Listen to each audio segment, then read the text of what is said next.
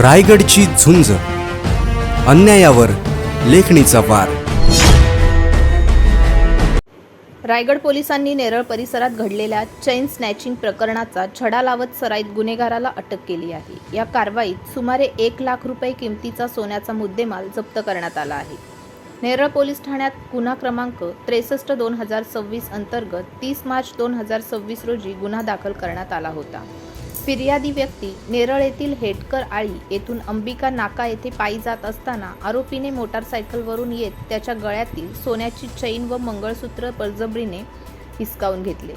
या प्रकरणाचा तपास पोलीस अधीक्षक श्रीमती आंचल दलाल, अपर पोलीस अधीक्षक अभिजित शिवथरे, उपविभागीय पोलीस अधिकारी राहुल गायकवाड यांच्या मार्गदर्शनाखाली करण्यात आला.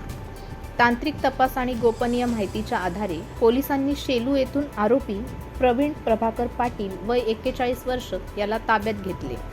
चौकशी आरोपीने गुन्ह्याची कबुली दिली. तपासादरम्यान आरोपीकडून 10 ग्रॅम सोन्याची चैन व 10 ग्रॅम मंगळसूत्र असा एकूण 20 ग्रॅम वजनाचा अंदाजे 1 लाख रुपयांचा मुद्देमाल जप्त करण्यात आला आहे. अटक आरोपी हा सराईत गुन्हेगार असून त्याच्यावर ठाणे व नागपूर जिल्ह्यातील विविध पोलीस ठाण्यांमध्ये एकूण 12 गुन्हे दाखल असल्याचे पोलीस तपासात समोर आलं आहे. सदर कारवाई पोलीस उपनिरीक्षक सुशील काजळकर यांच्या नेतृत्वाखाली पथकाने यशस्वीरित्या पार पाडली असून त्यांच्या कामगिरीचे सर्वत्र कौतुक होत आहे.